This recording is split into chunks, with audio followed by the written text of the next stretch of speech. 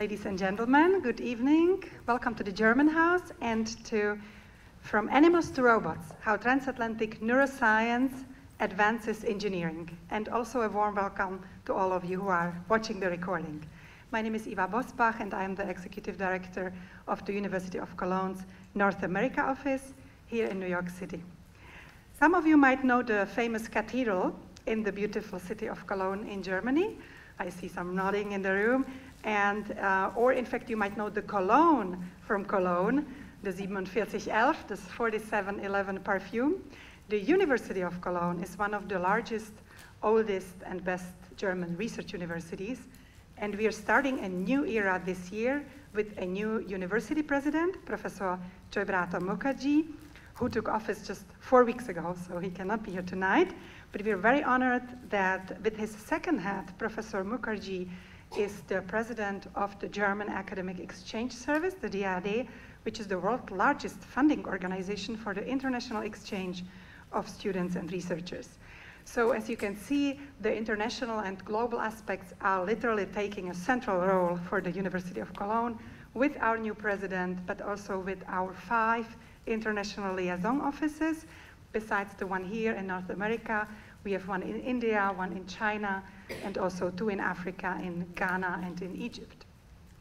Here in the New York office, our mission is to present top-notch research from the University of Cologne here in North America, such as today with Professor Ansgar Büschges and his research colleagues, and also to showcase transatlantic collaborations and to enable new connections across the Atlantic.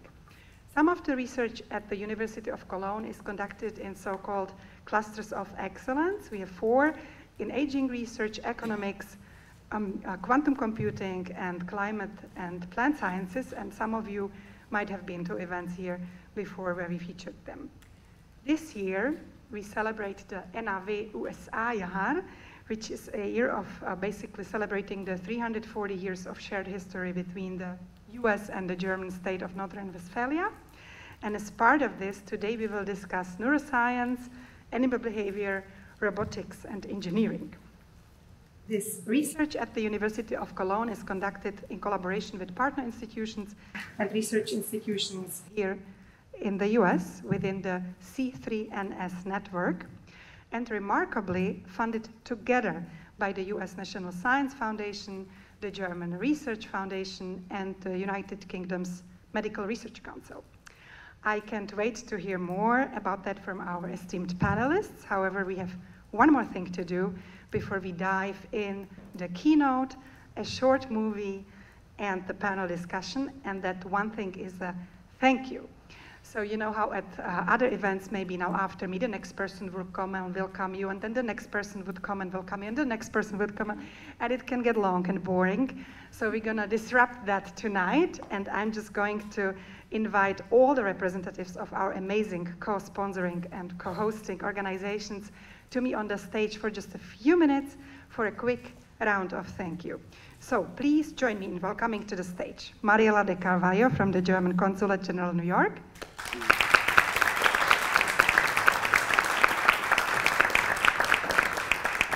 Georg Bechtold from the German Research Foundation, DFG North America.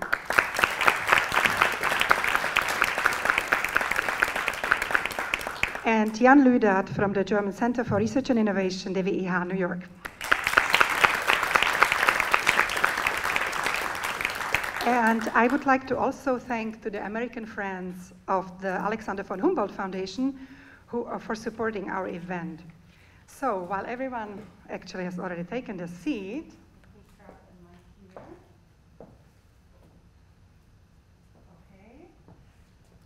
I would also like to thank everybody else who made this event possible with their hard work and dedication. So first and foremost, our fantastic intern, Rebecca Theis. Thank you so much, Rebecca. And then also the other helpers from your organizations. So thank you, Janine, Cici, Eva, Dana, Stefan, David, and Julia. Thank you so much. All right, so I'll start with you, Mariela. You are the head of Cultural Affairs and Science here at the German Consulate General in New York.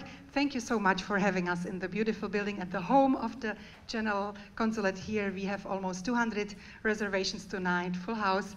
So maybe you can tell us what tonight's event means to you and the German Consulate. It's a pleasure having you. Welcome all. So tonight's event is very important for what we call our science diplomacy, which we think is a central pillar for our foreign policy.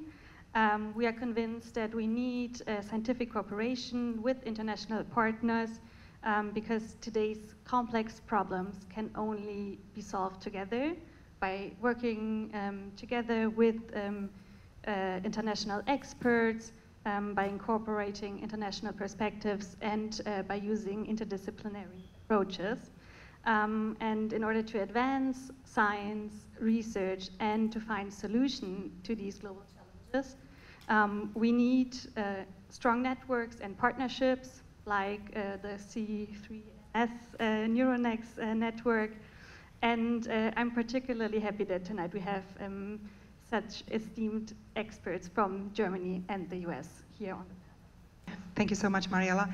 And yeah, I can only agree, those partnerships are important, but of course everything we want to do needs some money and some funding. So that brings me to Georg. Georg, as I mentioned earlier, C3NS is a research program co-funded by the German Research Foundation, DFG.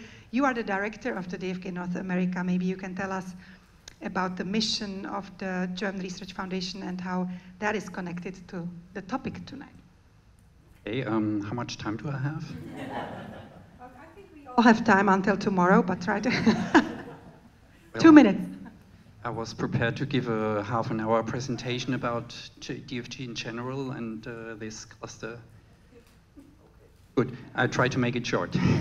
So DFG is comparable to the National Science Foundation in the US. But we also fund natural science, humanities, and engineering. That's the biggest difference. And yes, we don't prefer neuroscience or robotics or so. We are a bottom-up organization. That means we receive proposals from all the disciplines I just mentioned, and the strongest of them are able to compete, and that's what the colleagues from Cologne were able to do, and that's why they are funded. So they are funded due to the fact that they are excellent. That's quite simple. Thank you. Jan, as the head of programs of the German Center for Research and Innovation, DWIH New York, you have organized a lot of events, and some of them with us together, and it was always a pleasure. So maybe you can tell us about the DWIH New York and also the annual topic this year, the Resilient Society. Well, just like Georg said, I have half an hour? No. Resilience, let's start with that. Resilience is the Resilient Society is our global theme for the network of the DWIHs worldwide. And when you hear the word resilience, let me disrupt a little bit more. What comes to mind for you? What does resilience mean in one word? Just shout out a couple of ideas. Long-lasting. One or two more? Persistence, okay. Sustainable, and you said?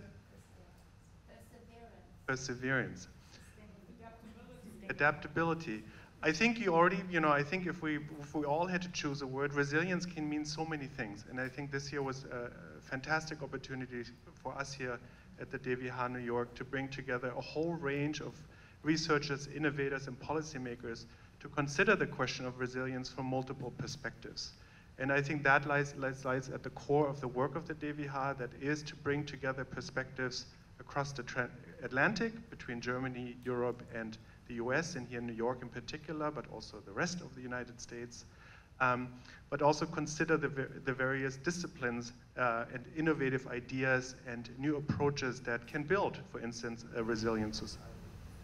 Stay tuned. Next year's focus will be artificial intelligence and climate, another big theme. I won't ask you for some ideas what we can do, but we really look forward to hearing from all of you here in the room, but from our great partners. I think tonight's event is a testament to the type of work that we affect, and we're very happy to have been able to win such a set of panelists here today to talk about resilience of robots and animals and everything in between. Thank you. So this was the short welcoming round. Thank you all. Thank you so much. And we will now transition to the topic of tonight. Please join me in welcoming Professor Roger Quinn to the stage for his keynote. Professor Quinn is the Arthur P. Armington Professor of Engineering. You can come here. I'll just switch places with you. And a distinguished university professor at Case Western University. There he has directed the biologically inspired robotics program since its beginning in 1990.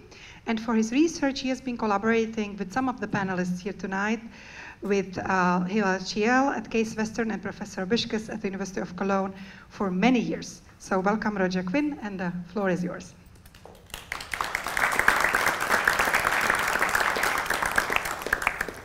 Thank you. All of us on the panel would like to thank the German House, and in particular David Bosbach and the University of Cologne, New York office, for this opportunity to discuss our work with this wonderful audience. This panel is part of a network of researchers called Communication, Coordination, and Control in Neuromechanical Systems. As you heard, my name is Roger Quinn, and I lead this network. You'll be hearing from the rest of the panel in a few minutes. Our network is addressing the primary question: how do animal nervous systems control and generate interactions with their environment? Our network is interdisciplinary. It includes biologists, neuroscientists, and engineers all working together. Our network is international.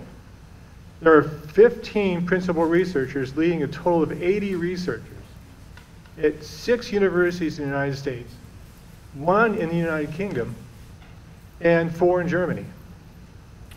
The US National Science Foundation, the UK Medical Research Council, and the German Research Foundation worked together to create this opportunity where researchers from multiple countries could form a network to address important questions in neuroscience.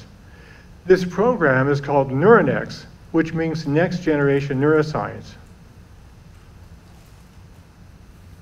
Many of us feel that this is the greatest opportunity of our careers because we are teaming with some of the best scientists and engineers in the world to focus on our research questions in a 5-year project. We knew each other prior to this project, but many of us never had the opportunity to work together in a joint project. We are advancing science at a more rapid pace because we readily share ideas, data, and scientific and engineering methods. We're exchanging students with other labs. This promotes rapid sharing of ideas and methods. It also provides an opportunity for students to learn about the lab and university cultures in different but interdependent research foci. Just as importantly, they have the opportunity to learn cultures of other countries. These students shall be the future leaders in their fields. This network is providing them with a broader education such that they may become better researchers, better prepared to advance science in a more connected world. So our network is called Communication, Coordination, and Control in Neuromechanical Systems. So what is a neuromechanical system? Neuromechanics is a research world that combines neuroscience, the study of animal nervous systems, and biomechanics, the physical parts of an animal that interact with the environment. Brains are embodied. Humans and other animals cannot move without their nervous systems. Likewise, without a body, the most complex and capable nervous system cannot act on its environment. Thus, nervous systems and bodies are in continuous coupled interaction with one another. An animal's nervous system is biomechanics that evolved in parallel to form a neuromechanical system that can survive in the world. Thus, to understand how an animal moves, it is essential to understand its neuromechanical systems. An animal's nervous system must activate its muscles appropriately to work with its particular biomechanical system. The fundamental mechanical properties are mass, or inertia, elasticity, or springs, and viscosity, which is like the drag you feel when you're walking through water. Thus, we chose to study animals with very different biomechanics. Small mammals range from being viscoelastically dominated to inertia dominated. Fruit flies are viscously dominated. Sea slugs are elastically dominated. We chose these particular animals to gain a better understanding how nervous systems in very different animals coordinate and control their motions when perturbed by the environment. Biologists in our network are studying these animals' biomechanical systems. Neuroscientists are studying their nervous systems, and engineers are creating computer robot models of them. The engineering models are used to investigate the scientific theories. Now, we'd like to show you a video that we produced describing our network. It summarizes some of the exciting advances we've made in understanding the neural control of animal behavior and in starting to create more flexible, adaptable robots based on these animals. We hope you enjoy the video.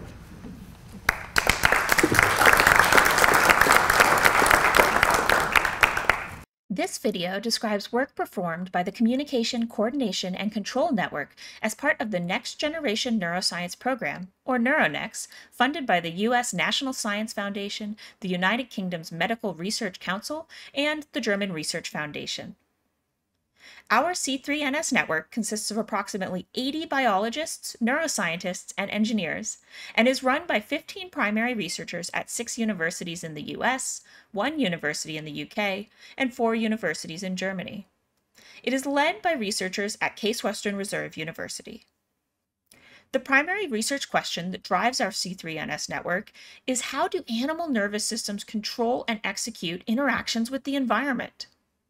The network is organized into 4 interdisciplinary research groups, or IRGs. IRG 1 addresses the question, how can we understand biomechanics and control constraints over multiple scales and speeds of behavior?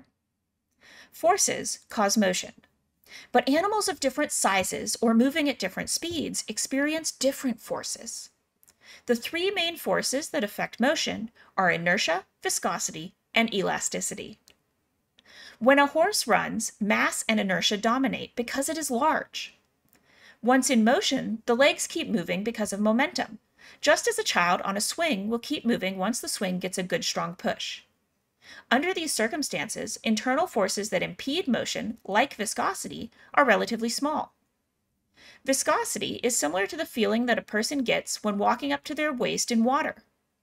Likewise, animals have fluid in their joints and limbs.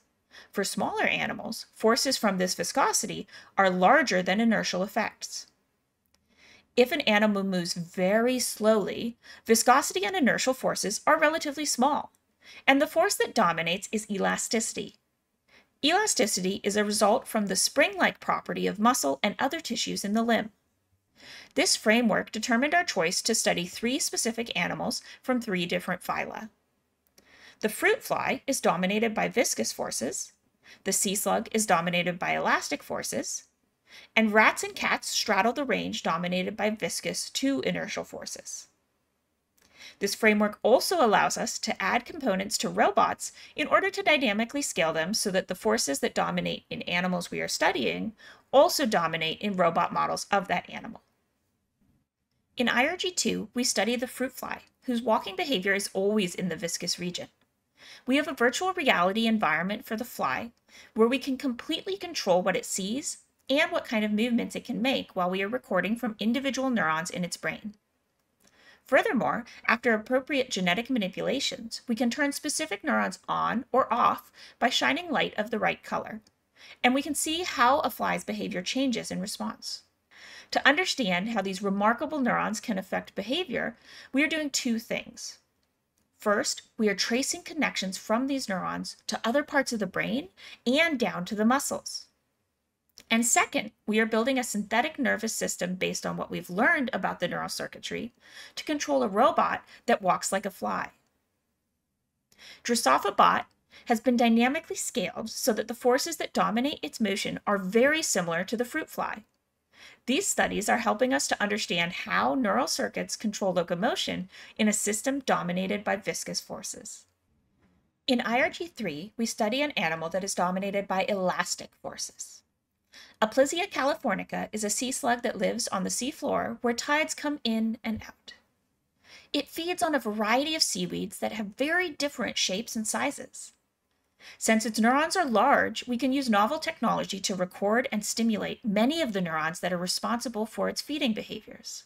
The novel technology uses arrays of very fine fibers made of carbon that are small enough to penetrate single neurons and control the neuron's activity. At the same time, we are developing a model synthetic nervous system that incorporates the known neural circuitry and using it to control a soft robot. Creating this robot required us to develop novel soft actuators. Controlling the robot is providing new insights into both how sea slugs eat and how to build soft graspers. In IRG4, we are studying small mammals that range from the viscous-dominated region to the inertially dominated region. As the animal, such as a rat, walks or runs, we can obtain precise behavioral data about how each part of the limb moves using X-ray videos. At the same time, muscle activity is measured. We are exploring the role of different circuits in the spinal cord and in the midbrain that control locomotion. We are also constructing a synthetic nervous system that captures the behavior of populations of neurons that control the muscles of the legs and analyzing how they function using simulations and robots that are scaled to reflect the behavior and key forces in the animals. These studies are clarifying the different roles of the neural circuits at different levels in the spinal cord and midbrain for controlling locomotion and suggesting new designs to control flexible, adaptive walking robots.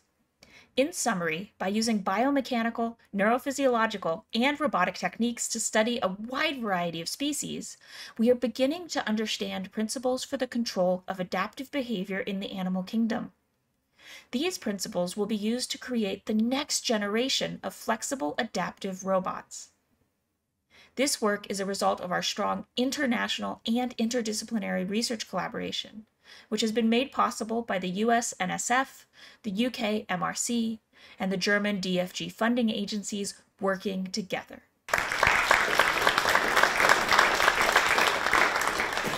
Thank you so much, Roger, for your keynote and for this great video and for setting the stage for us for the panel discussion that we have for you now. So it is now my pleasure to introduce Dr. Nina Gray to you, who will be the moderator for the rest of the evening. Nina Gray is Assistant Vice Provost for Research Planning and Analysis at NYU here in the city. She was trained as a neuroscientist, which of course is perfect for tonight, and completed her undergraduate degree in brain and cognitive sciences at MIT, her PhD in neuroscience at Brown University, and a postdoctoral fellowship at Brandeis University. In her current role, Nina works closely with academic and administrative leaders across NYU's campuses and schools to foster research and nurture a culture of knowledge creation, collaboration, and inclusion. And Nina just came back from Korea, and we're so happy she's with us tonight. Thank you for being here, and the floor is yours. Thank you so much for that kind introduction and for the invitation to be here tonight. I'm honored to moderate this panel on transatlantic interdisciplinary neuroscience. We have a panel of absolutely exceptional researchers. I think you already have a good sense of the exciting work that they're doing. They come to us from different fields, from different countries. They have dozens of other colleagues that they've brought into this partnership, and together they're tackling what is a very complex and very important question. You've heard, but I'll repeat: how do biological nervous systems control and execute their interactions with the environment? So in this panel, I will take some time to learn a little bit more about the work and why it's so important, why international and interdisciplinary collaborations are so important, and how to do them well so that we can apply those lessons to other types of questions and other types of challenges that are really important. So I'd like to invite the panelists to come up to the stage. And I think we have one on Zoom as well. And as everyone's coming up to the panel to take their seat, I will turn to Hillel on Zoom for the first question, and then everyone else will follow. Please introduce yourself to the audience and share with us briefly the particular research expertise that you're bringing to the C3NS Communication, Coordination, and Control in Neuromechanical Systems collaboration. Thanks. Well, thanks for that great question. Can everyone hear me? Yes. Okay, excellent. So first I want to apologize for not being there in person, but there are some advantages of being virtual. I am a neuroscientist. My primary appointment is in the Department of Biology at Case Western Reserve University. I have secondary appointments in neurosciences and in biomedical engineering. And Roger Quinn and I have been collaborating for over 30 years on development of biologically inspired robots and using robotic and computational models to understand adaptive behavior, behavior that allows animals to get around in the world and survive. So I think that's what you needed to hear to find out who I am. Thank you. And Roger, we already met you, so we'll move along. Hello, everyone. Hello. There we go. There's a little delay. Hello, everyone. I am Vicki Websterwood. I'm an associate professor of mechanical engineering at Carnegie Mellon University in Pittsburgh, Pennsylvania. I have courtesy appointments in biomedical engineering and in the Robotics Institute. And I run the Biohybrid and Organic Robotics Group. So broadly speaking, the research that goes on in my lab is really interested in how can we use robots to study biology, and how can we use materials and design principles from biology to improve robots. So in this collaboration, I am working primarily on our studies in the sea slug and trying to build soft robotic models that can allow us to test and validate our understanding of how the nervous system works in obviously close collaboration with Dr. Hillel Thiel, who's here on Zoom. And then we're also looking at how can we build new, softer, more muscle-like actuators using sustainable materials and even biological materials. Hello, everyone. My name is Giza Dinges. I'm currently a postdoctoral fellow at the West Virginia University in the Department of Mechanical and Aerospace Engineering. I did my PhD in neurobiology at the University of Cologne, where we looked at a type of mechanosensor that can be found in insects. So basically a type of cell that can convert a mechanical stimuli into a neuronal signal so that the nervous system can do something with this information. And the specific sensor that we looked at can basically pick up strain information. And during my PhD, we used a lot of genetic tools such as optogenetics to basically inactivate or activate these cells during walking behavior in flies. And now in my postdoc, I'm in a lab that builds dynamically scaled robots that have the same kinematics as flies do. And there I'm building three-dimensional models using different types of resins to basically test how the morphology of these sensors actually determines what they're going to be sensitive towards. And we're also using these scaled robots in order to test when, for example, strain comes up and about during walking behavior in flies. So basically, I'm a neurobiologist or trained neurobiologist that's now working with engineers to connect form with function. Yeah, good evening, everybody. My name is Ansgar Büschges. I'm professor for neurobiology and zoology at the University of Cologne. And when preparing my thoughts for this answer, I've actually been interested in motor control of animals, both vertebrates and invertebrates, since my PhD, which is a long time ago. And I had the opportunity from the late 90s on to collaborate with engineers in doing research, me doing neurobiology and the engineers doing engineering. And I'm still grateful, and I'm not losing it in real life, that in collaborating with people that want to create a specific performance of a robot or an animal gives a biologist who wants to understand how a nervous system does things completely different avenues to knowledge. And for example, one thing which makes me come to this network is that for the past 20 years, we've been interested in motor flexibility. When thinking about what you and me do, sitting, walking, doing stuff, it's always the default. But what makes animals so rich is that they modify everything they do according to a task.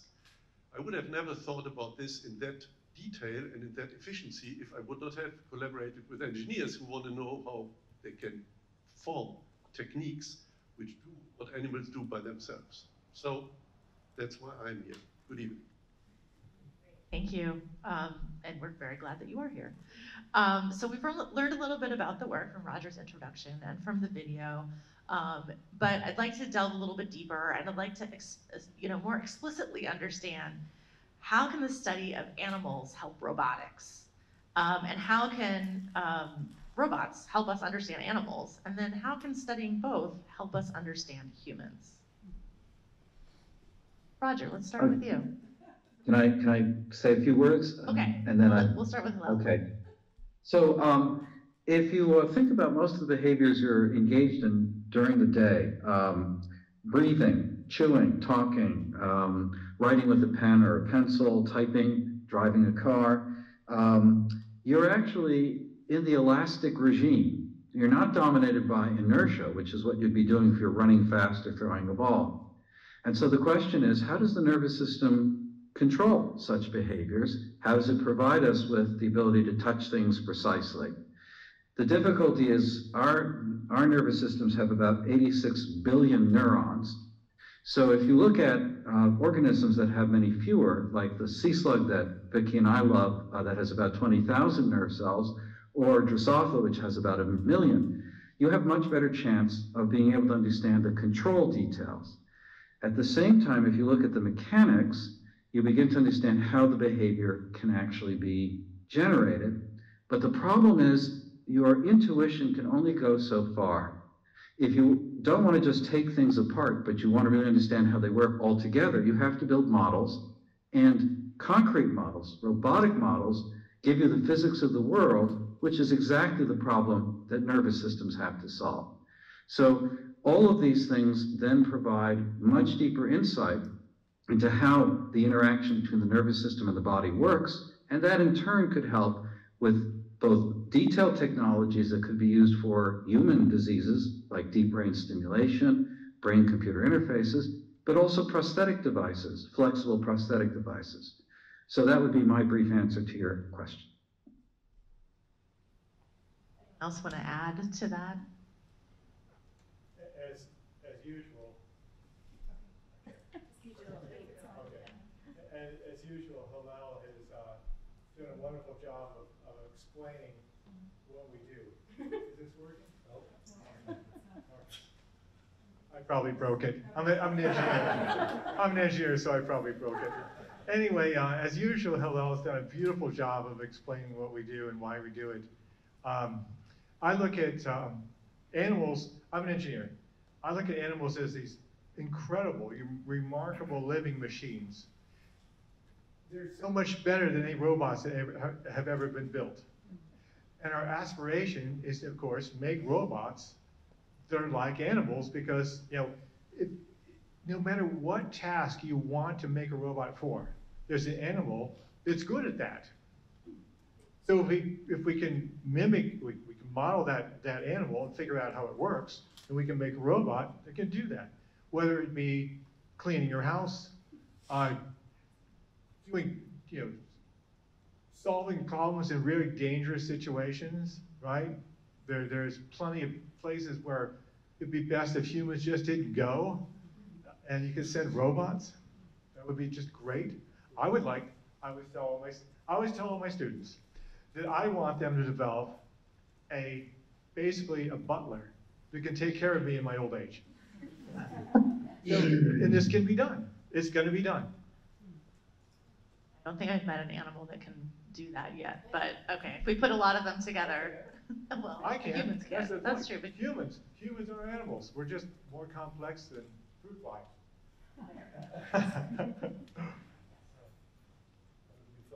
Shall I? Okay.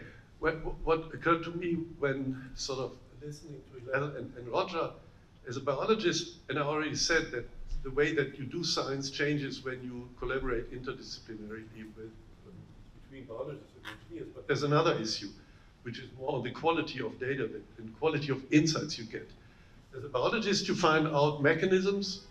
The nice word is the causal analysis, which means what happens if A and B follows up on each other and then C comes. Why is C causal after A and B? Well, this is nice and good, and you can do a lot of experiments to show that it works. When it comes to motor control, you have to test at some point whether you understood how the nervous system is generating a specific task. And there's two levels of testing your knowledge. Level number one is doing a simulation, a model. That's cool, and that can be dynamic in a computer, and that helps you a lot because it gives a testable environment for your ideas. You saw those artificial neural circuits that control, for example, the animations of our animals in the computer. But there's the next level, and this is when reality has to hit. Because whatever you want to test in a simulation, uncertainties, unpredictabilities of real life, you can only do on a robot. Because you may not foresee all necessary interactions and influences that an organism has, or the, if I may call the robot an organism, or avatar, or whatever, has with its environment. And that's actually, I think, the benefit from this collaboration. It challenges results from biology and it improves them, just naturally by working. I was going to add to this that, for example, the dynamically scaled fruit fly robot that you saw earlier in the video is an ideal testing platform for any neural circuit that we identify in the fly to actually see if we fully understood the circuit. We can basically run this in this robot and see if it does the movement that we want it to make or we think it makes it in the fly. And if it doesn't, we can use this robot to tell us what information is missing and take it back into the fly and identify that group of cells or that cell that would do that one thing. So basically, these nice robotic testing platforms allow us also to reduce the amount of animals we actually have to use in the lab because we have this very nice external testing machine that allows us to test these principles without actually using the organism. I was going to highlight that kind of cyclic loop that we create in this type of interdisciplinary research. And you know, for much of my career, I've been focused on soft robotics and not put it strangely, soft robots are really hard. There's a lot of control problems. You know, when we see robots out in the real world so far, they're things like Roombas or those spot dogs. They're these rigid robots. And we can really predict a lot more of the dynamics. And yet even there, they're not at the same capabilities levels as their animal organisms. So having this feedback loop with the neuroscientists, with the biologists, that allows us to try to understand how these soft animals achieve control of really complex soft musculature, and then test that in our soft robot that we think is an okay mimic of the soft organism, and then find discrepancies, right? And that, just like in the stick insects and in the Drosophila, points us back towards possible research directions for more experiments in the animal, but also helps highlight places that maybe we didn't understand the control or the design of the robot well enough. So it kind of ends up going both ways, where every single experiment we do in the animal and in the robot benefits both our understanding of the animal and our understanding of the robot. And it's been tremendously exciting to work in this type of space. You end up creating these shared languages that let us communicate what we don't understand in both systems. That has been very, very exciting. That's fantastic. I really love that feedback loop process to iterate. I'm going to go a little off script because you answered one of my future questions already, which is, what is the future of this work? Apparently, it is butlers. No, it is you know, the idea of having robots that can do a suite of activities. So, you know, one of the things that we're looking at NYU, for instance, is how robots might be able to help in healthcare settings. Particularly at home for rehab or elderly care or things like that. So robots who can really support our lives in various ways. So what are some challenges that you see on the horizon, getting from, you know, the Drosophila bot that we have today to more realistic robots who have more capacity and things like that? I'm sure there's a gazillion of those challenges, but what are some on your horizon that you're looking at and talking about now? Hello. I'll just say a few quick things. In the healthcare space, one of the issues is, and this picks up on what Vicki was talking about, you probably want robots that are not hard. One of the things that could be very helpful is being able to touch the patient and not have to worry that you potentially would damage the person. And so having soft tissues, like when somebody gently, a nurse gently touches a patient, if you had robots that were capable of gentle touch, that would be very valuable, both for providing care, but also for perhaps sustaining the person in an environment that was more like their home. How do you control that? What are the challenges? How do you deal with the fact that because it is soft, you don't have a precise positioning? And the question is, can you actually take advantage of the softness in certain ways to simplify the control the way actual animals do that? So a soft animal can envelop something rather than grasp it strongly, and that way it doesn't crush it, it holds onto it, and its body is actually helpful for solving that problem. So these are some of the challenges that the work that Vicky is doing, for example, in trying to develop new soft actuators and figuring out how to interact them with the environment, how to create, for example, flexible graspers. These are some of the challenges that we're thinking about and working on now. I can just riff off of that. So I think when we talk about the future directions, the future applications for any of these types of research, it's really great to look at multiple kind of time scale horizons, because the type of research that we're doing in this collaboration is super foundational. We're driven by specific research questions, by specific research hypotheses, and kind of this experimental and modeling approach that lets us understand how the world fundamentally works. And one of the really great things about that is that you can spin that out in so many different directions. So with the healthcare applications, we see a lot of potential with these types of soft robots because they can be safe. Similarly, we've actually already spun some of this work out into another separately funded proposal where we're looking at agricultural robotics, right? Because it turns out sea slugs are really good at grasping soft, squishy, fragile objects, and we want robots to do that in agriculture. So by learning how the control works here, we've already been able to translate it to those kind of nearer term horizons. And then we can also look further out, right, where our understanding of these motor systems may allow us to actually provide novel interventions in the biomedical space, or some of the work that we've been doing in trying to make the actuators in our robots act and feel and move more like muscle has actually led us to now being able to 3D print completely biodegradable actuators out of materials that we can farm from seaweed.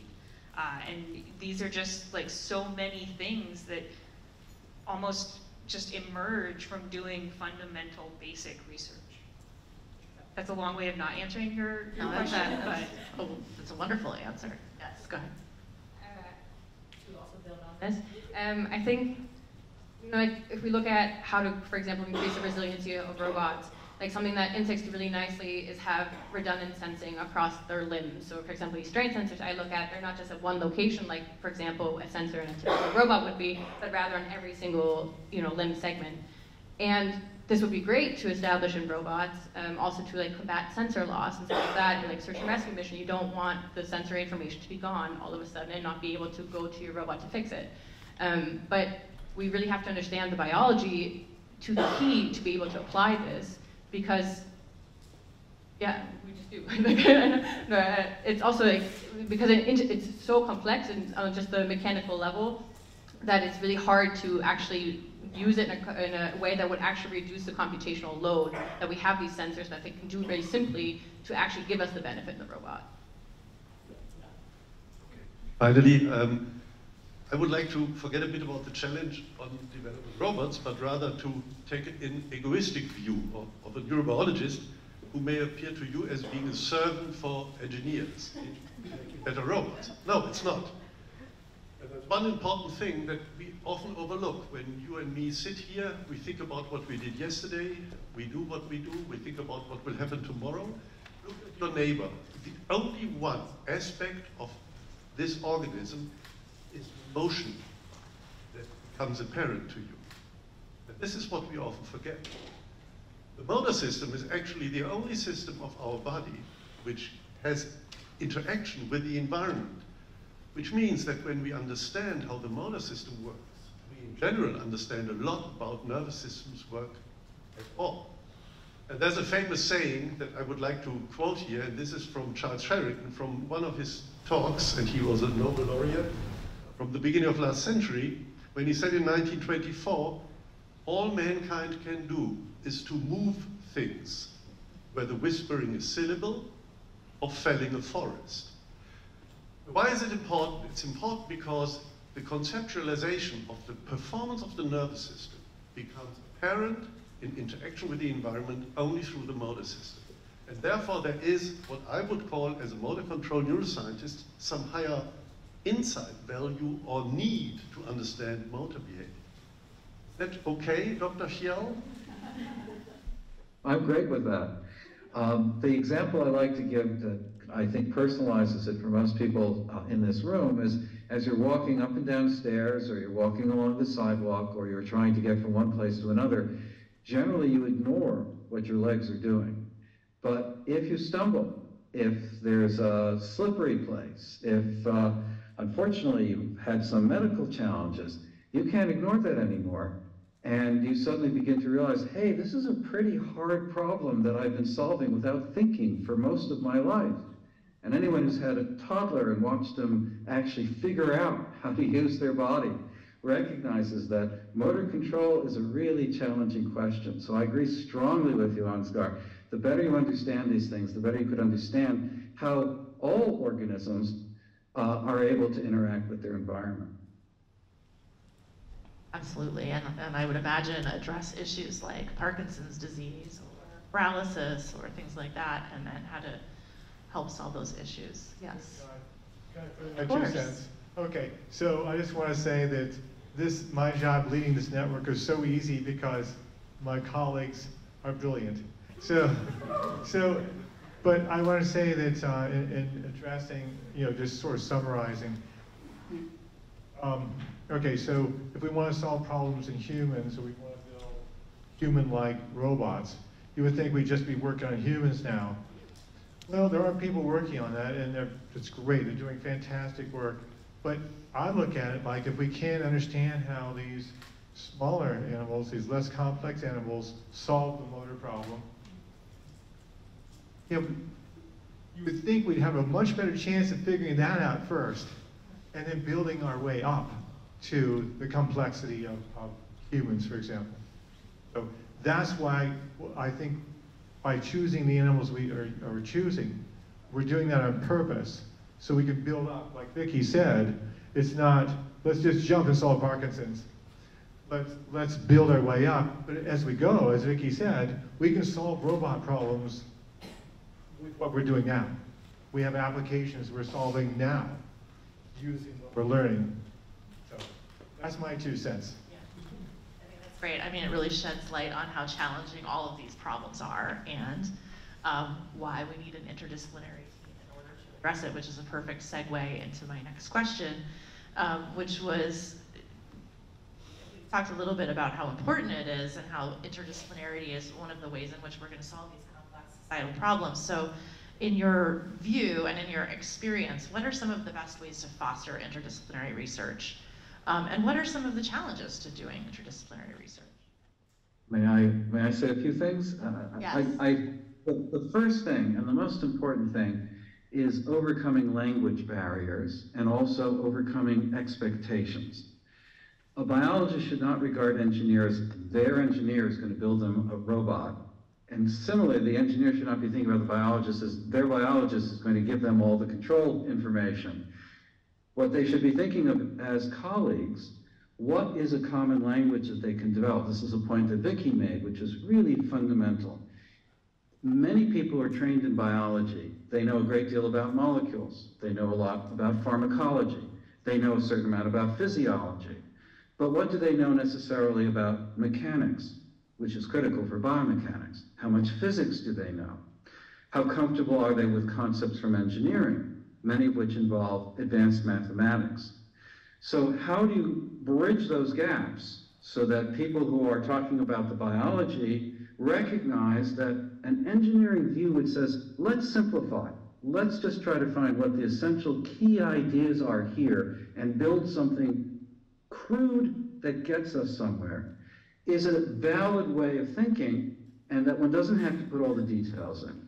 At the same time, engineers have to think to themselves, you know, some of those details might actually matter, and so I can't just ignore them. I should keep them in the back of my mind. So it has to be this ongoing conversation, and it has to be development of a common language. Those, I think, are really critical aspects. The other issue is that each person has to recognize that the other person has part of the answer to the question they're asking, and therefore they have to regard them not just as a collaborator, but as a friend, and treat them the way you treat friends. Look out for them, care for them, show them that if something good happens, you share the wealth, so to speak. You share the credit. Those are very important things that lead to strong, ongoing collaborations that can last for years.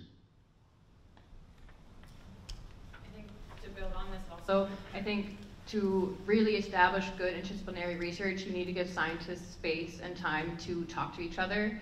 So, you know, having time at conferences with different people from different disciplines to really sit down and just think about how you could work together to solve problems, what problems actually exist for both parties or whatever parties, and to really, you know, establish a ground for creativity on how to work on an interdisciplinary project is like the first step to really establish interdisciplinary research, is to find each other and to talk and just, you know, have ideas and share ideas.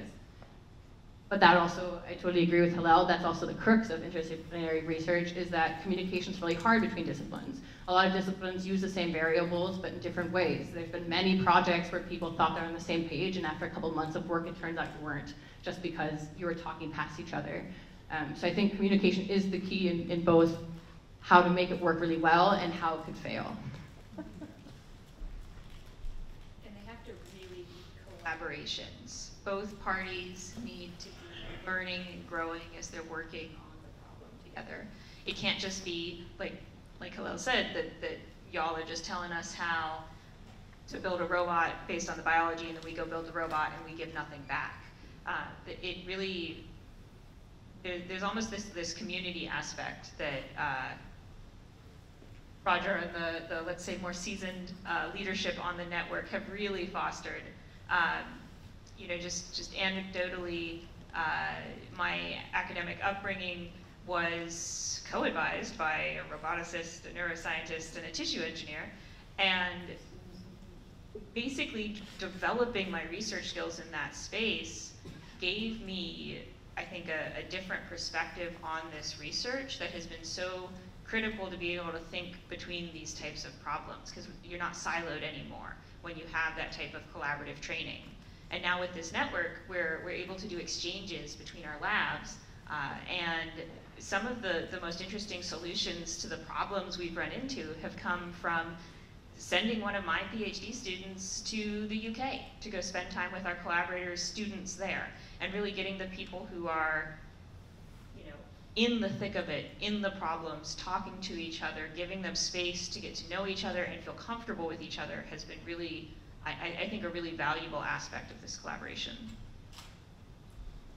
And perhaps when thinking about, I just talked about that this morning, that when I grew up scientifically in the 80s of last century, interdisciplinary research in Germany had become an issue because it was considered soft science. And this, and I'm really very grateful and honored to see it, this has changed completely.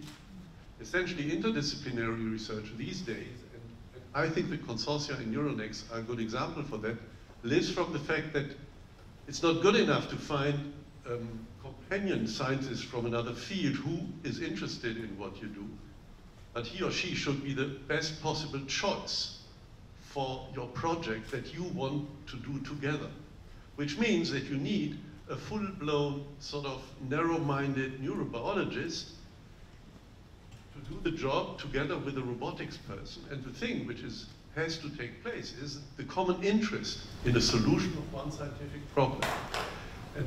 And in that sense, I was in the beginning, when I heard about this uprise of 5 years ago or 8 years ago it began with interdisciplinarity, that it came back to science, I was thinking, oh, how would this be? No, and it's different. And therefore, this is pretty cool. And I experienced how this network was formed and how it's kept alive, and how and also the other networks, which I think is the best way of quality control in science, is to do the best case selection for people you need to do the job, full stop. So, yeah, go ahead. Sorry, if I could just build on that again. So after I did my biology bachelor, I started a master's degree in interdisciplinary anthropology because I thought that's what I wanted to do. And we're basically a group of 20 students, everyone coming from a different disciplines. We had philosophers, sociologists, biologists, and stuff like that, talking about these big questions like upright walking. And we were talking about it in this group, and it was the most eye-opening experience I ever had, is to look at such a topic from so many different perspectives, because it was such a more thorough view of something that I only saw in my discipline my entire life. And it was so fascinating that I thought, okay, I have to know more biology to actually, make my point in this discussion. So I went back to my master's, my PhD, and so on. But I would love to do that now again, this master's degree, because it was the most thorough discussion that really just, highlighted the reason why I wanted to do interdisciplinary research, because as just staying in my own discipline, I could never do that, and the only way to expand my horizon is through communication with other disciplines for these very big topics. So I guess I'll rant about why I like interdisciplinary research. Okay, again, I'm just going to summarize. What you just heard was communication, respect for each other, right? Patience is very important. Openness to the new ideas, and a good match between the disciplines, or between the people, right? And I just described why Hillel and I have been working together for over 30 years. Hillel and another colleague showed up in my door one day, and back in like '88, and said, "We hear you do robotics. Can you build a robot, an insect robot, because we got this really cool artificial insect neural network?" And I said, "Sure." And it turned into my career. So that's so fascinating. And I think all these comments are really great. One of the things that strikes me is that our educational systems and our funding systems are not necessarily set up to make it easy to do interdisciplinary research. And the incentive structures are not necessarily there. What kinds of things should universities and funding agencies be thinking about in order to help support the type of interdisciplinary research that you all are engaged in? You have some examples from the generous funding agencies you currently have funding from, and Hillel is already chomping at the bit, so please go ahead. I think first of all, one has to be patient. Again, I would just echo what Roger said. And hopefully you don't have to wander for 40 years in the wilderness, which is how it felt for at least a decade or so. But the idea is that what you try to do is encourage funding agencies to look not just at, is this something that, in terms of the current paradigm, is the standard thing, but rather to ask, what are the kind of more innovative or creative questions that someone can ask, and can they provide an argument for why, if they were given resources, they'd be able to do something. Now, some of that money will be wasted, but I don't think that much of it will be, because if you give, especially young investigators, the opportunity to do something exciting and different, they're not going to slack. They're going to work very, very hard. I remember that I was extremely grateful that early on in my career, as I got an NSF grant, and then the program officer who I was working with was so excited by some of the things I was doing with the colleague that Roger mentioned, Randy Beer, is that he gave me a creativity extension on my grant. I didn't ask for it, but he encouraged me to apply, and that was very nice because it said, you're not doing exactly what you were supposed to do on your grant, but we think what you're doing is so interesting, we want you to do more of it. I'd love to see more of those kinds of willingness to encourage creativity, interdisciplinarity, and ideally not do it from the top down, but from the bottom up. Let the investigators find the questions they think are the most important. And then if you give money, you want to direct people with the lightest possible touch. If you want high morale with creative people, you don't want to be looking over their shoulders as a funding agency and saying, okay, you need to report in a month what you've accomplished. I know there are some models like that, and for technology development on short time frames, that's sometimes useful. But when you're doing a fundamental, basic science, the time window should be much longer, and you need patience. The funding agencies need patience, and they should reward people who are trying to do creative things. So those are just a few thoughts. Well, you asked for two levels, universities and funding agencies, and I think from my perspective, they have to be sort of looked at with different expectations or wishes or arguments. Universities, I think, what they can do with these kinds of networks is to open up study programs to allow for additional education qualifications, small elements, not full elements, because interdisciplinary research, as I already alluded to, has to build on very high quality study programs and so forth. Funding agencies, I think this Neuronext, and I'm a German funded by the DFG participant, experience this as a very investful endeavor for the funding agencies, because funding agencies in countries are highly diverse because they depend on the structure of science funding in each country. And to run them together as we do for 3 different countries, this sounds easy because everybody does for 5 years research, but it's anything but easy for the individual funding agencies.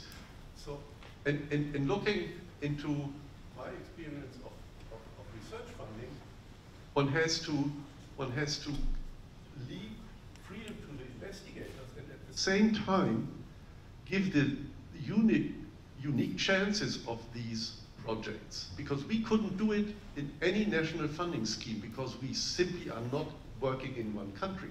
So you cannot replace us easily.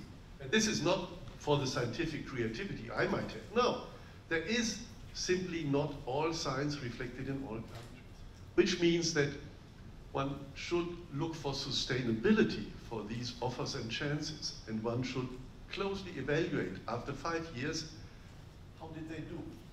What was accomplished in a positive, proactive sense? As Hillel said, when there is a goal, it will become resolved, and creativity will essentially be able to sort of touch base. As simple as that. So you talked about the internationality. That was my next question, was really coming to. What are the benefits of having an international? There's a lot of challenges to working with such a large team across 3 different countries. You talked about finding basically the best scientists for the problem that you're working on. But what are some of the other benefits that you've experienced by having this international collaboration? I'll just say 1 or 2 things. The kinds of perspectives, and this is more general than just international, a diversity of perspectives turns out to be incredibly valuable. And if there's a particular way in which people study questions, there's been a German tradition in neuroethology that's gone back decades, which is outstanding, and has more recently in the last few decades also joined up with robotics. Having people who have come out of that tradition, they have a training that you can't easily find in others. And certain individuals that I've been working with in the UK have an extraordinary background in biomechanics. Again, not something that you can find easily. And that perspective, that different perspective is very valuable. But there's a broader issue, which is the idea of diversity of viewpoints. And that means that across different nationalities, different genders, different other perspectives, you find that if you listen and you incorporate those ways of thinking into your own thinking, you do better, you're smarter, you get further.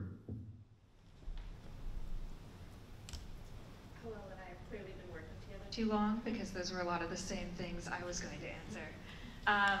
I think the thing that I would maybe add is that these types of international collaborations, in addition to being able to get the best scientists in an area in the whole world to work on something rather than just your own individual country, besides the fact that we all have this diversity of lived experience that's reflected in how we approach research questions and engineering, it's also a phenomenal training opportunity because it allows our students to experience different modes of operation of different universities, to experience different cultural backgrounds, and really build skills in intercultural communication, both at the scientific level, but also just at the interpersonal level.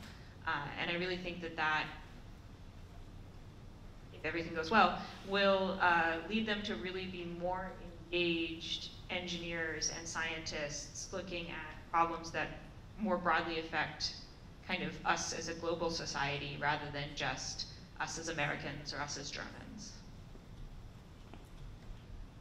So I have loads more questions for these panelists, but I want to open it up to the audience for their questions, and we have microphones to go around. Okay.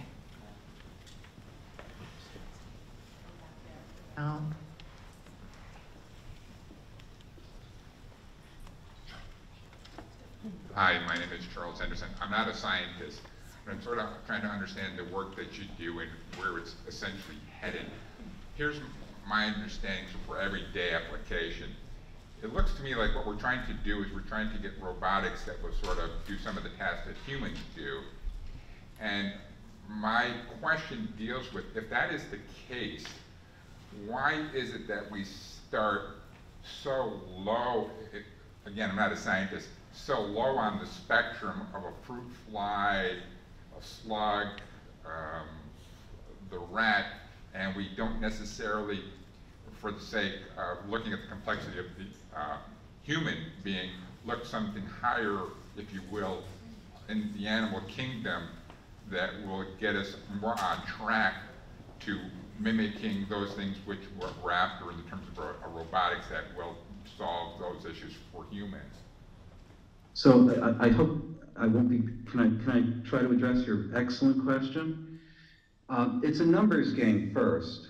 In our brains we have about 86 billion neurons, and of course trillions of connections among them. And the tools we have for actually analyzing that connectivity are very limited, and of course there are important ethical constraints on what we can do in humans. If a slug has 20,000 neurons, and they're much more tractable to analysis, and we can still ask questions about motor control in that setting, or a fly has 1 million, then we can get a lot further. Let me give you two quick anecdotes.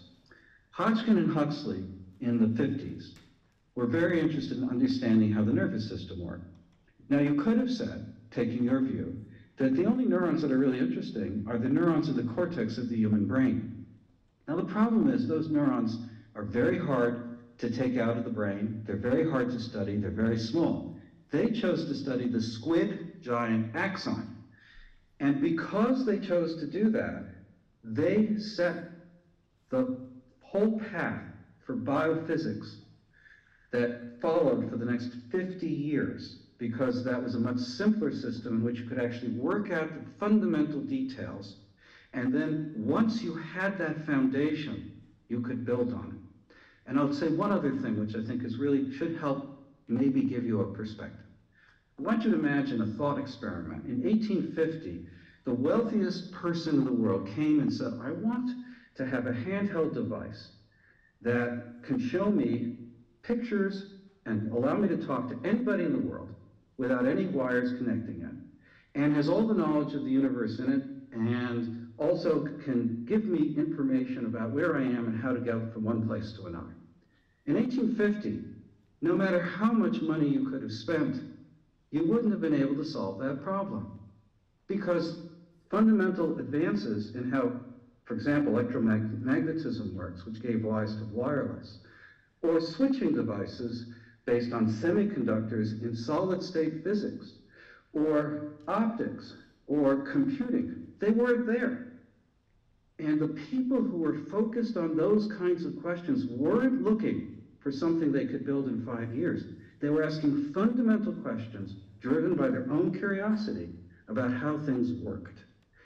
That's the most important investment you can ever make. If you go to basic or foundational science, 50 years from now, 70 years from now, you will have new technology. And if you don't invest in that, other people will be producing that technology and you'll be buying it from them.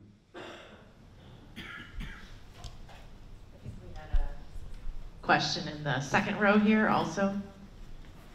My name is Peter Felfey. I studied chemical engineering, so I'm not really a scientist involved with this, but I thank you for your very interesting and stimulating discussion.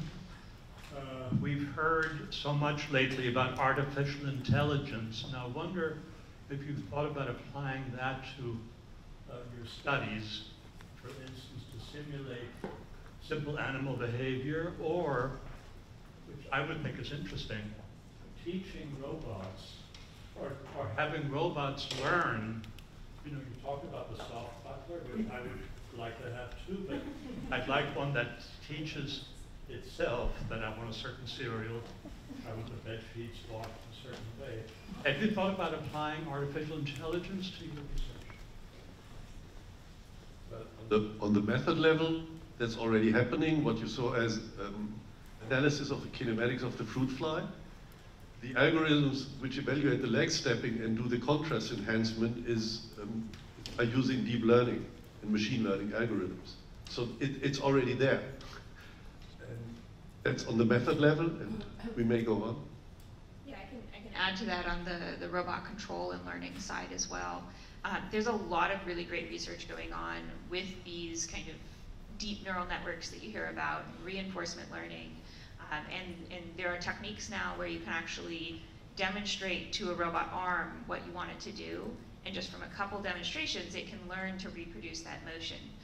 And so there's a lot of great specific applications and outcomes that you can achieve with these almost black box neural networks. But one thing that, from a robotics standpoint, they kind of lack is explainability and understanding why the network has decided to do what it did.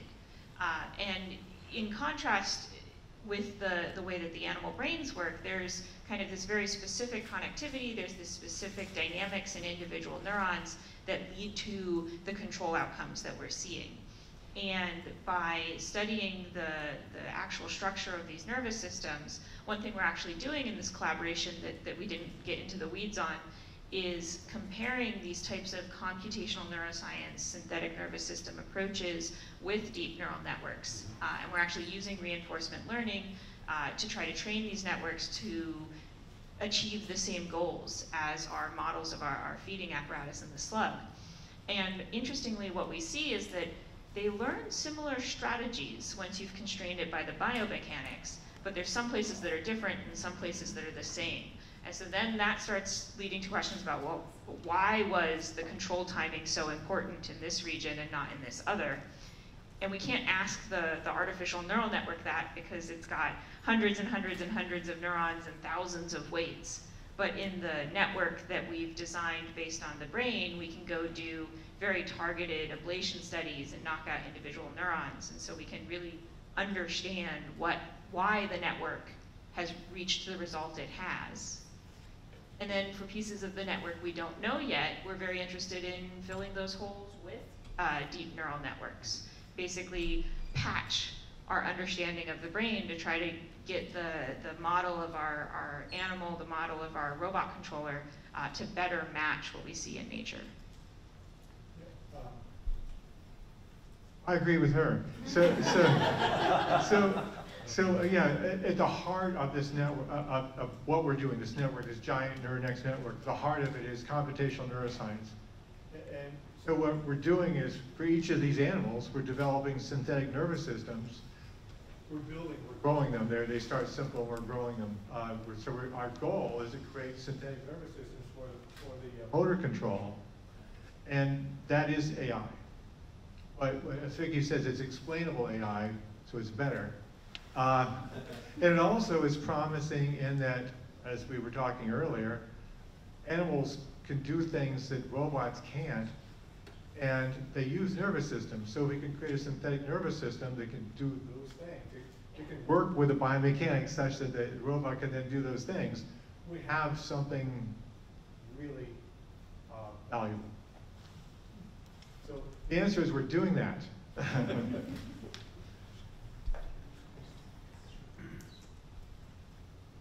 Good evening, everyone. My name's David Tarsha. I'm with the German American Chamber of Commerce here in New York. We appreciate all your commitment to the research and the studies. It was mentioned that you're people that are hard to replace. There's a lot of academic experience, professional experience up on the stage. My question is, okay, how do you then secure the next generation that will inherit your research or take the results of your research to the next stage? Is it similar to what the gentleman from the DFG said, where the high quality of your work is its own recruiter, or are you actively having to take on trainees or recruitment programs at the university so that there's a next generation to take this research elsewhere? As for the collaborating universities in our network, for example, at the German universities, which is new as in the US, we have now university-wide graduate programs, if you think about graduate education. So essentially those early career researchers, what you call today the R1 level, which is the people that want to do a PhD, they are in a formalized, structured graduate program, which means that they work on their project. On top of that, they have additional opportunities of having courses on professional aspects or methodological aspects. That is what you mean. So essentially, yes, these early career researchers, also the postdocs, they are embedded in institutional programs for allowing them to develop the best possible perspective for their own individual career. Is it different?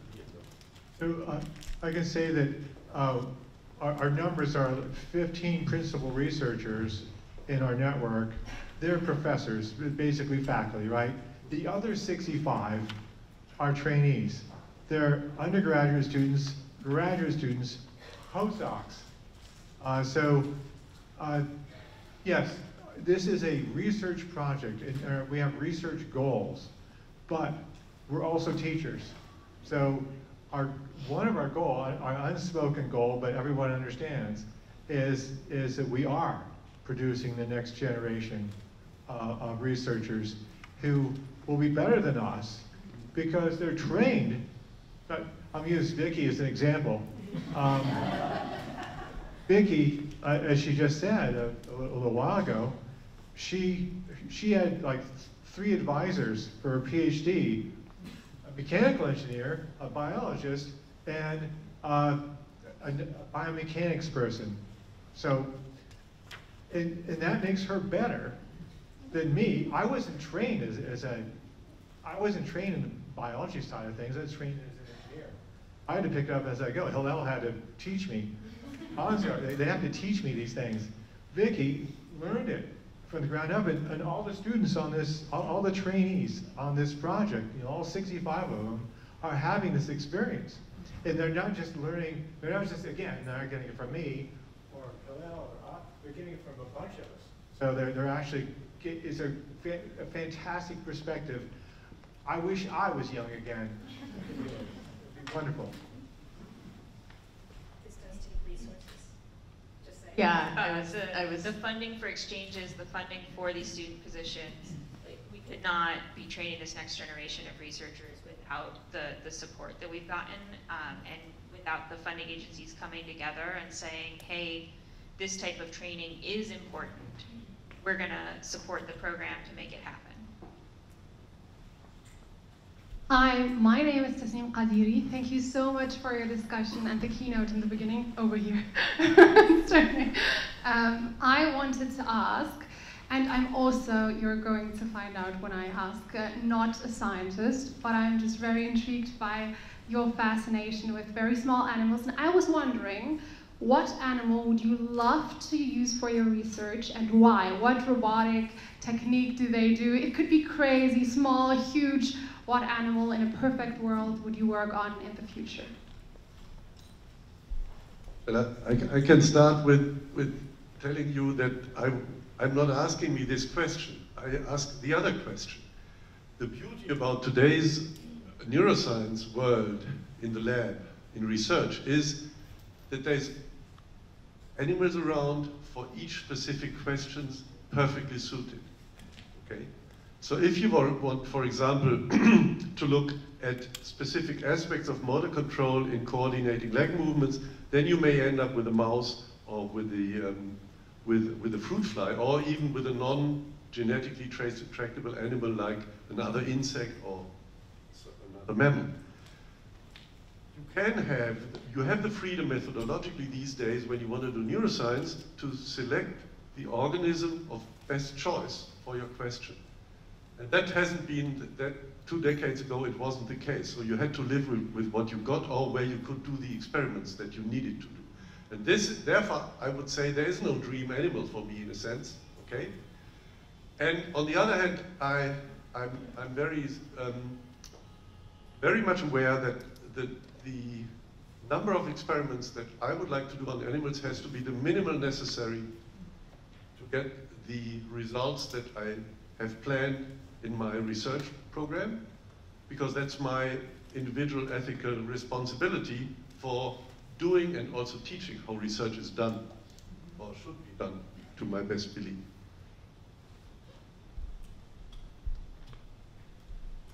I have a follow-up question on that, which is, we do have this ability to select from so many different model organisms that are individually good at these different tasks. Why do so many neuroscientists choose the mouse? There are two issues. One is you have genetic tools, and the other is you have funding agencies who are very enthusiastic because it's a mammal. That's the short answer. The mouse, by the way, is actually a fascinating animal. It can do all sorts of cool things, but that's the short answer. Questions from the audience?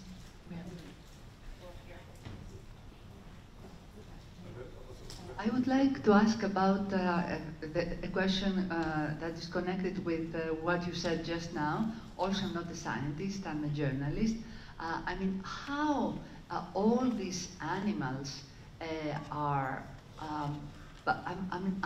connected. I mean, you said about the mouse, but what about the snakes? What about the spiders that you saw before?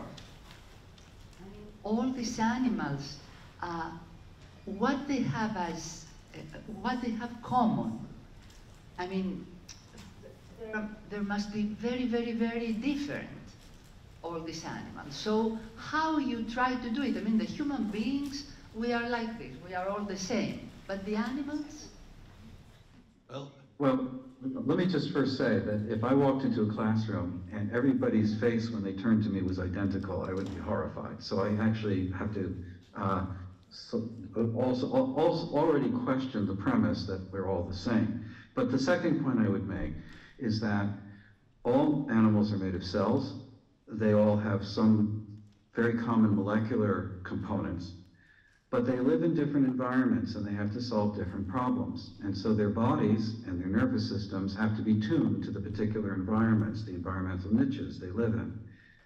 And that is what gives them their ability to do what they do and their flexibility in that environment. And if you want us to create new devices that can function in these amazingly different environments, in ice, near a hydrothermal vent, on a mountain, looking at how animals have solved that problem is a good first start.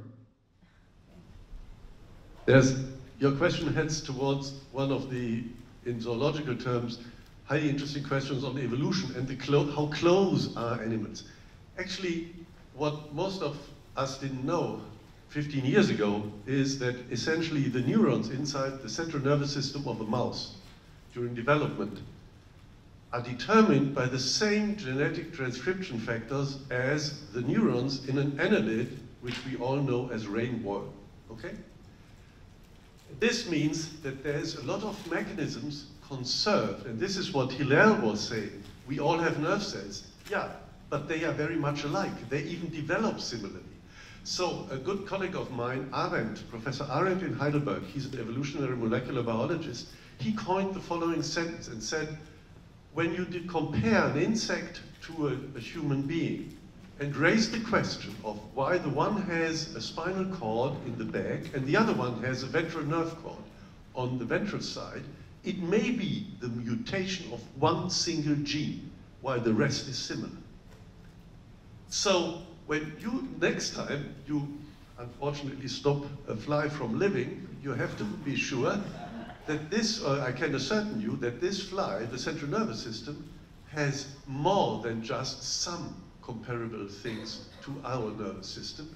It has conserved mechanisms and properties which are still active.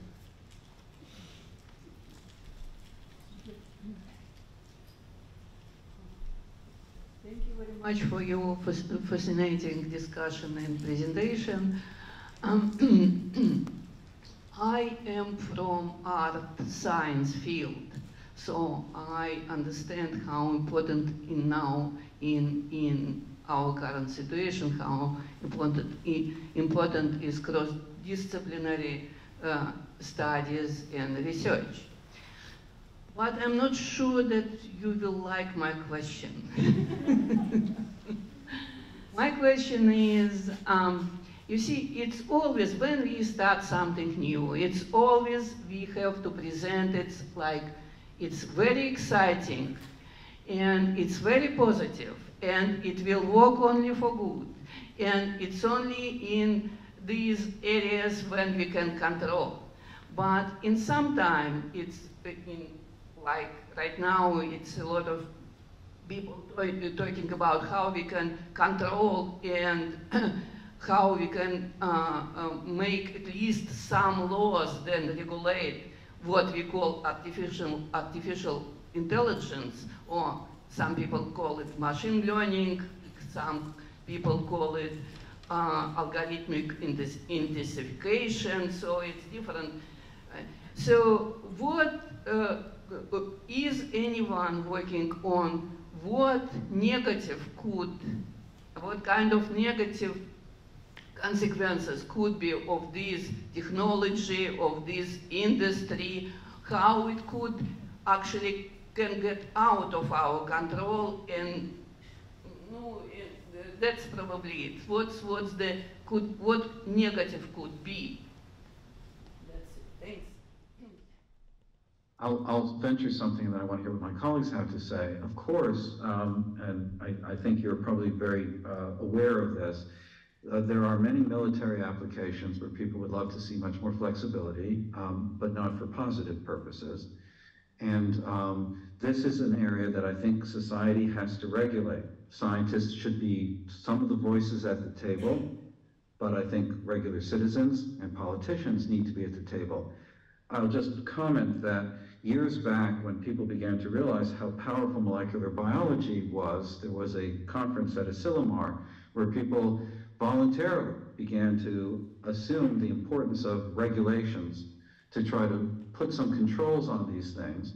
And this has continued to be something that I think scientists are eager to participate with thoughtful people who want to try to address these issues. Scientists alone can't handle this. Our focus is on gaining new knowledge. How society may use or misuse it is not up to us. But if we have our voices at the table along with others, that can start in the right direction, and regulation is an important way of addressing this question. So thank you for that very important question.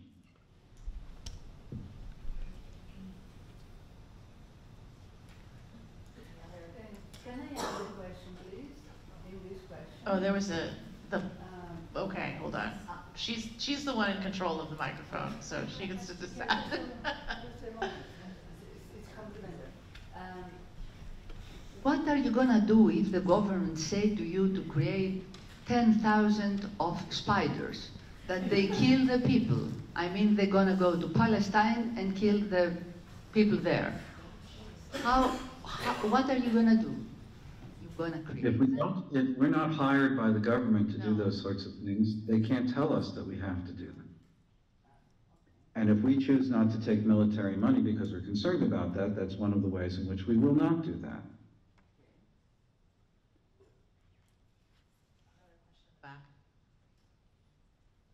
I just want to point out something else, though, that may help put this in the right context.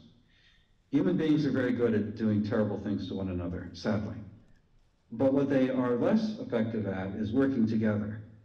And so one of the things I think people here should be celebrating is that when you have a common scientific set of questions and you have people have common interests, you see the best in people. You see the ability of human beings to work together to solve really hard problems and really enjoy working together. And if the same kind of energy is used to solve big problems, climate problems, for example, we can work together and we can overcome national differences and divisiveness. We could be focused on those things. And again, funding agencies have a role to play in helping those things happen.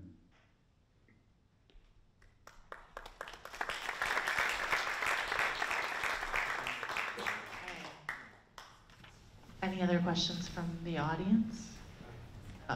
And then one in the front also. Hi, my name is Aaron Pinto. I'm from the Canadian Consulate in New York. I'm just curious, what is, in your opinion, the next frontier in computational neuroscience? What are things, perhaps, that we're not talking about today that we may, in the near future, it'll be investigated or debated? Curious about your thoughts. Thanks. Roger, do you want to handle that and talk about synthetic nervous systems? Now he's giving out job assignments. I have thoughts, but I've spoken enough. I'm happy to let other people talk. Go ahead, hello. I want to hear. All right. I think that one of the very biggest questions is how do you link motor control and cognition and planning? One of the signs of an animal being more capable is that it's able to bridge gaps in time.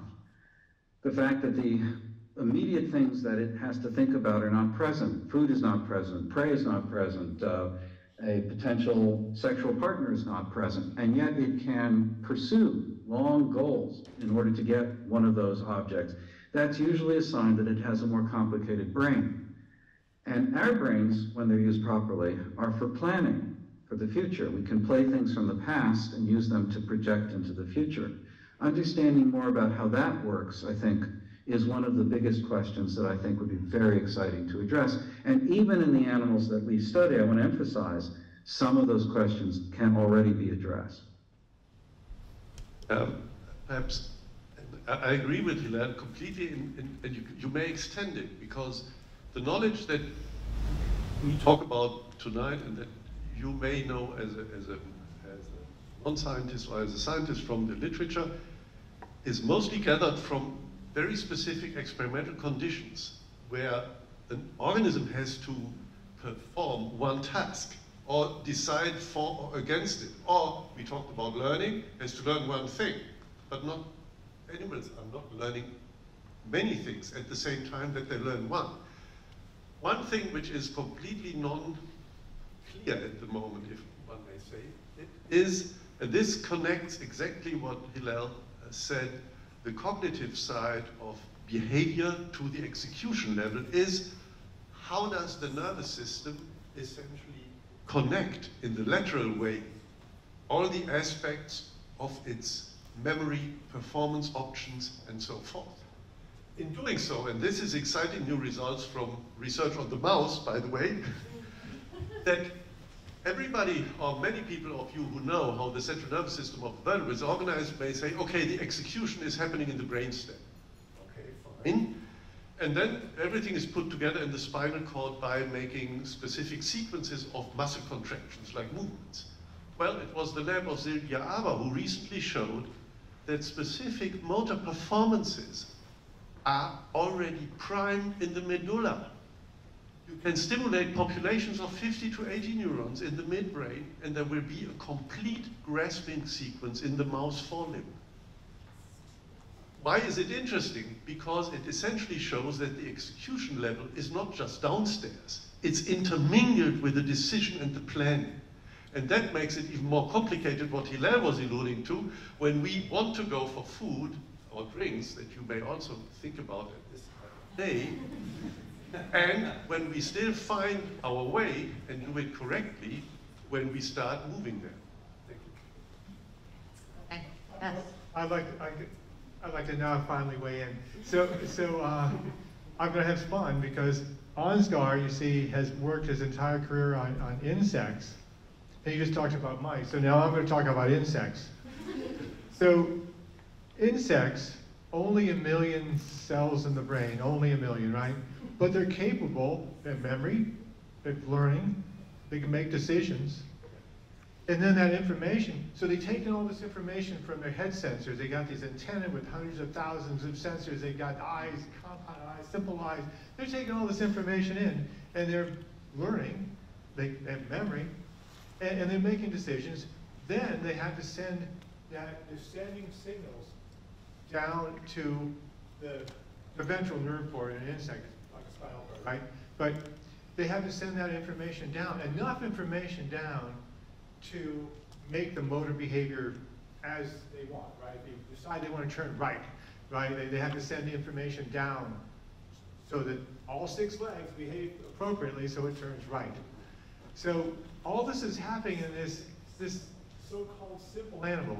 One of the things I learned from my colleague Roy Ritzman, who retired a couple of years ago, anytime I said called an insect a simple animal, he would smack me. You tell me what's simple about this animal. And now I understand there's no such thing as a simple animal. If you look at enough detail, it's complex. It's amazing. So when you look at going back to computational neuroscience, if we can solve all that, taking in information, memory, learning, sending the information down, and if we could do all that for modeling an insect, I think we've really taken the field a long way. Right, thank you so much. I'm getting the signal from somebody that it's time for me to make the decision to wrap up the session, and pretty soon you guys will have the decision to walk towards drinks or away from drinks. Before we do that, I want your help in thanking our fascinating.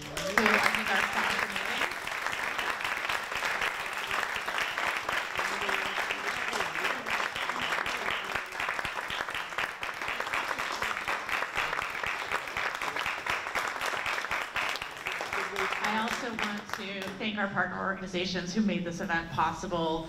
Once again, they are the University of Cologne, New York office, the German Consulate General, New York, German Research Foundation, North America, German Center for Research and Innovation, New York, and the American Friends of the Alexander von Humboldt Foundation.